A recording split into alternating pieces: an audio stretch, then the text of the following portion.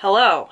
Welcome to my wrap-up of my 2020 reading, both reading stats and how my reading goals for 2020 went. So I'll be doing the stats first. If you're not into the stats stuff, I will leave either a link in the description or in the comment section to the timestamp for when the goals discussion starts.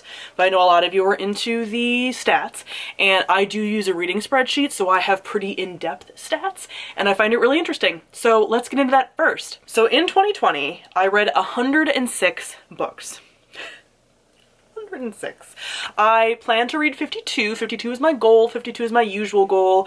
Whatever. Yeah, 106. And it wasn't even like most of those were read in the spring. It was like pretty well spread out throughout the whole year. I was able to read a lot, so that's cool for future years. And that ended up being 42,203 pages. My average star rating was 3.4 stars. So with that, I gave only 12 books 5 stars, 37 books were 4 stars, 39 books were 3 stars, 15 books were 2 stars, and only 3 books were 1 stars. Because I did do a little bit more DNFing this year. I mean, not like a ton, but I ended up DNFing 6 books. So 6 books aren't included in the read. I don't count my DNF'd books as read books on my spreadsheet. I'm able to do that where Goodreads like doesn't really let you do that. That's why my Goodreads numbers are like a little off. But on my spreadsheet, I'm not including my DNF'd books. So I started 6 additional books from what I read as well. So my TBR at the beginning of the year, my physical TBR, was 34 books. And then you guys will remember that I went through a whole getting my TBR to like close to 0, or reading all the books that were on my TBR at the beginning of the year, prioritizing those and all of that. So I ended up doing that because even though my birthday came before I finished all the books in my TBR and I still had some left, I ended up finishing the rest of those before the end of the year. And so I did get my TBR down significantly. Now my TBR is sitting at 26, and I might soon kind of tweak that a bit because there are a couple books that I've like sort of lost interest in, and I did say I wanted to keep my TBR like generally vaguely around like 20 at the most. Again, this doesn't bother me. 26 doesn't bother me because I've been reading on average like 8 books a month. Actually, my average books per month according to my spreadsheet was 9. Now I think for 2021 it won't be quite that high because I tend to, since like quarantine stopped when I was I think at one point I read like 14 books, but I was reading between like 10 and 14 during those like spring months because I was doing nothing. I wasn't working or anything. So I'm not going to be as high, but generally speaking, I read between like 6 and 9 even these days. So I'm not really concerned about like 26 books with probably like 3 of those coming off my shelves. Potentially I'm going to kind of look over some things, maybe a few things that I've gotten that I've lost interest in as far as like stuff that publishers randomly sent me or whatever. So yeah, very happy with this smaller TBR shelf. Makes me very pleased. Really enjoy it because I would like, I will talk about this more as the year goes on, but I would like at one point to feel sort of like comfortable doing more like reading challenges, like vlogs of like different books in a similar theme and stuff. And when I have too many books in my TBR, I don't want to do that and add to it. So that's just a me thing. But I want to do that more in 2021, not as an official goal, but as a sneak peek. I'll sprinkle that on for you guys. So speaking of books acquired, I acquired 64 books this year. So the fact that my TBR is still low means that I was reading them like generally at the rate that I was getting them, or like, you know, close to, like I wasn't letting them pile up. Like for example, the book that I've had on my TBR the longest is a book from July of 2020. So it's not like I'm letting books sit on my shelf for years. So with that, I spent $132 on books this year because you will be like, how is that possible? A lot of the books that I did acquire were books that I got from NetGalley. Most of the romance books I read this year, which I'll get to the romance and stuff stats in a second. Most of the romance books I read this year were from NetGalley.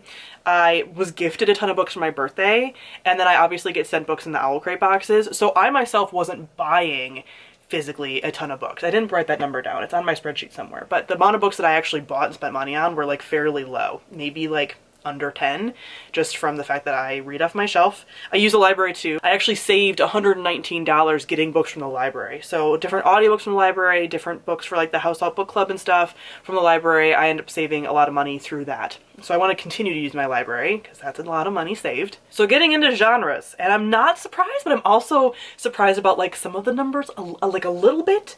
I'm surprised and I'm not. Anyway, 54% of the books that I read were fantasy. Not shocked. That's always my highest number. 27% were romance. 27! Wow. I mean, I know I'm reading a lot of romance books, but like, wow. I don't know. I still felt like it would be lower than that. So I'm surprised and not, because I mean, I read enough romance books, but yeah. And then 8% were sci-fi. That's almost more than I thought that I would read sci-fi wise. And then 5% were nonfiction, both like witchy books, which I talk about on my other channel, and psych books for work. Cool. I think next year I'll probably have even more nonfiction on the list. But again, all those books I talk about on my other channel, which is linked down below. Now, as far as types of books, this was even like cool to kind of see because over the years I've gotten much more varied in the types of books that I read as far as format. So 32% were hardback, 30% were paperback, 25% were ebook. 25%. Again, most of those like are the romance books and stuff. 25% were ebook. And then 13% were audio. I didn't even think I read that many audiobooks this year, but I guess I did. And then this is a number that I'm like very happy with and that I'm not shocked it's gotten to be this, especially because I'm reading much more adult contemporary romance. 73% of the books I read were adult and 27 were YA. Not that I've talked about this before, not that I don't like YA books or I like think I'm above them or anything, but as I've said, I'm in my 30s. Like, I don't really want to read about teens, like, all the time. There are some series I really love that I will continue to read, the Grisha series, the Witchland series, some of those, but generally speaking, I'm not really gravitating towards, like, new YA fantasy releases as much.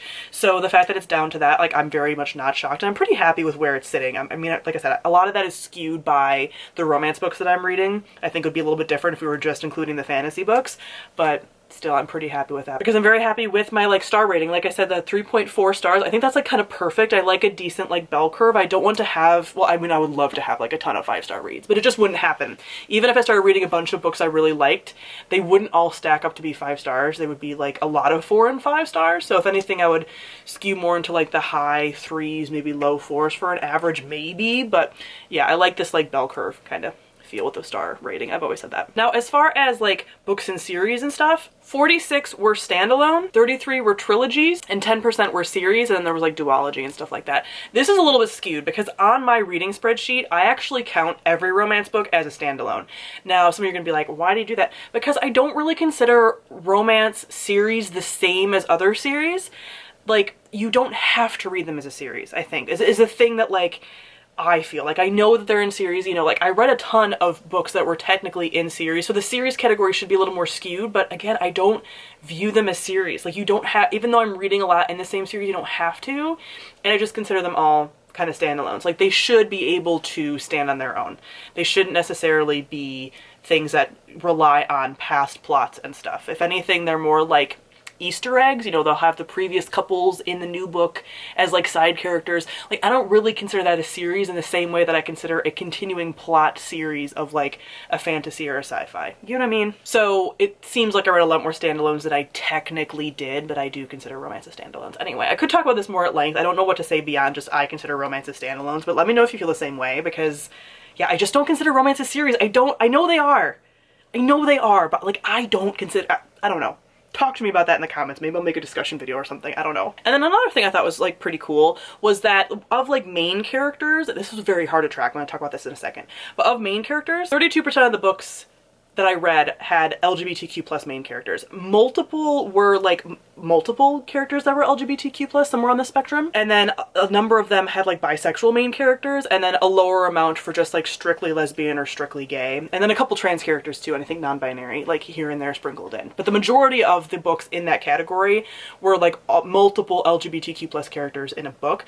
And again, this is like not an exact science, because I only really include books that have like main prominent characters that are on the spectrum somewhere and that are like labeled as such, like it's very like obvious, not like a headcanon. I do want a way to track this better though, because the reading spreadsheet I use, I think I can do it. I think I can make additional columns, but it has like a diversity column, and in there you can include like LGBTQ plus characters, like rape survivors, like native characters, blah blah blah, and I want that to be more spread out. Like, I think I need to include more columns so I can have like a column for like queer characters, a column for like native representation and stuff like that, even though I'm not going to have like every book have all of those categories in there. If a book has multiple, which many times, like for example, Rebecca Roanhorse's Black Sun, it was like, okay, it was native representation and then like multiple, there was like non-binary characters and queer characters, like as far as like sexuality and like all this stuff, and there just wasn't enough room to mark all of that accurately on the spreadsheet. Like, it's hard. You can only get so much info in like a spreadsheet, you know, there's a lot of like working around you have to do, but I think for 2021 I'll be editing the spreadsheet that I use to like include those things a little bit easier, so I have better stats with that. So could this number be higher? Yes, but for somebody, like, I wasn't trying to necessarily be reading books with queer characters. I mean, besides, like, I tend to notice when it's on there as someone who's part of that community, but like, I'm not someone that is always like looking for queer books necessarily. I kind of just like end up with whatever plot things I really like, and then if they have queer characters, cool. If not, like, whatever. So that's just kind of how I am in my reading as part of the queer community, but I know a lot of people are different than that. But I think for not trying, it's cool that like a lot of books are just inherently having queer characters, as they should. Then as far as authors, this will not come as a shock because I think it's pretty much been like this my entire time that I've been tracking my reading. 87% female, 10% male, and 2% non-binary. 75% of the authors are white. This, I thought I was higher than this, which sucks. And I did try to make this more of a priority. I think the thing that like screwed with me a little bit on this was that I was finishing up a lot of series. I'm gonna get to that. As far as my goals and stuff, I was doing a lot of series reading. Well, if you're reading a lot of series, I mean, it's not an excuse necessarily, it's just kind of providing a context. If you're reading a lot of series and the author of a series tends to be white, then that's gonna just skew because multiple, you know, 3 to 4 to 5 books are all gonna be by that one white author. So it's not as if you're reading a bunch of different books that are like standalones for a bunch of different people, you know? So that's just going to depend on like the year and what series that I'm reading, because I am still prioritizing series in 2021, but I think it'll be a little bit more varied next year. We'll see. But again, I have a lot of books by like white people on my, I know, like I know that's one of the things about my reading that's like, I know, and I think it's getting better, but again, there's a lot of series that I've already started by white people and I want to finish them, and there's series on my bookshelf by like people of color too, but it's just like, it just depends on the year and who comes out with stuff. So yeah, if I was reading more standalones, I think it'd be slightly different, but again, that's probably just me making an excuse. I honestly could do better with this, and I think 2021 will be a little bit better, but we'll see. I think I need to make a more active effort with this, but I just don't know how to do that quite yet with me wanting to prioritize books on my shelf. It just kind of depends. So I need to do better. I do. In this exact moment, I don't have like a concrete plan for that. 47% of the authors were new to me authors, which is cool. I do read a lot of like new to me authors, and I think again that skews with the romance books because I just tend to read a lot of new to me romance authors. So getting into series, because like I said, I worked a lot on finishing up series this year, which I'll get to in the actual like goals wrap up part with more detail about that. But I completed 12 series in 2020, which is amazing, and like quadruple the amount that I've finished in previous years. In 2019, I completed 4 series. Like, I just worked my way through series so much in 2020. I also caught up on 5 currently ongoing series. So really, in theory, I completed like 17 series. I mean, again, some are still ongoing, but like caught up or completed 17, basically, series. Wow. Love that. Love that for me. They're not like looming over my head so much. But I did still start 11 new series, new to me series. Start 11 new ones. So it's just a cycle that will continue. And with that, I do want to get into like my 2020 goals and everything. So this is going off of my 2020 mid-year goals, because I do mid-year check-ins, and a lot of my goals last year at the beginning of 2020 were for like the middle of the year, and I achieved a lot of those and I set new goals. So a lot of these are the goals from mid-year. So first, and you'll notice if you're paying attention to the stats, first was catch up on a bunch of graphic novel series. I did not do that at all. And mostly because they're all packed away still. So when I moved home, well, back to the Midwest, and I ended up living and staying with my parents, I was like, oh, I'm gonna be out by like spring. And I was not. So my graphic novels, I'm pointing over here because that's where the boxes are. My graphic novels are all still packed away somewhere, and I just didn't want to get them out because I kept being like, I'm gonna move, and it's like, bitch, no, you're not. So they're still there, and I'm not making this a goal for 2021. Maybe I will like mid-year. I just don't know I'm gonna get to them. And I think logically what I should do as like a money saving thing is get them from the library, but I hate reading graphic novels from the library. Before even this happened, this being 2020 and the, you know, the sickness, I found for some reason, just viscerally, I know this is not necessarily true, I'm not saying libraries are dirty, but I found flipping through graphic novel pages to be like disgusting. I don't know what it is about it. I just feel like they hold more germs, and I'm not a contamination person. Like, I don't tend to, like, I'm fine with getting other books out of the library. I don't know what it is about graphic novels. Maybe because they like laminate some of the pages. I don't know what it is. but I don't like it. So part of me is like, maybe you should figure out how to read them on like a device or something, but I don't have an iPad. I can't get them that way off of like Hoopla. I don't want to read them on my phone, but I'm also like, do you really want to spend $15 on like each graphic novel issue? I don't know. For some of them, yes. I think I will still buy all of The Wicked and the Divine and Monstrous.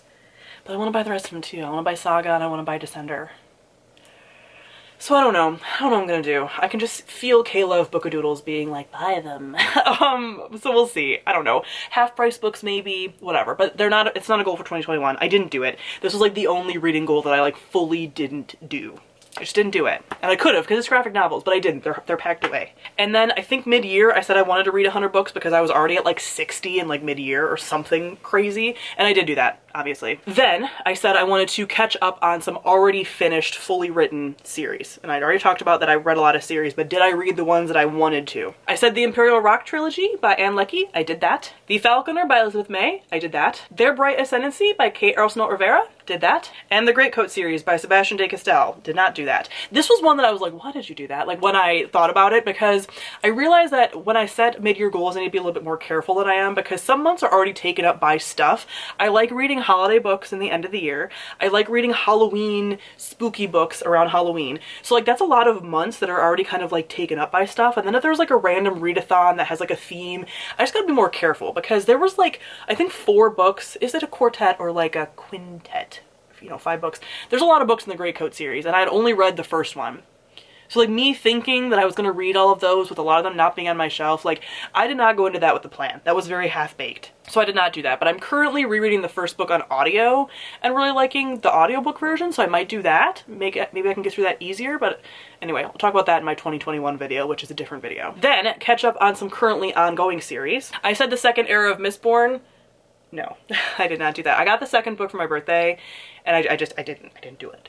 I also said the Wayfarer series. No, I didn't do this. I didn't get the book that I needed for my birthday. And again, I didn't buy it myself because I prioritized the books on my shelf. These are my own neuroses, preventing me from getting my goals done, but I didn't do it. And then I also said the Song of Shattered Sands. Again, I don't know why I do this, because I had like 3 or 4 of them that I needed to read. I did read one, and I have the other one, the third book.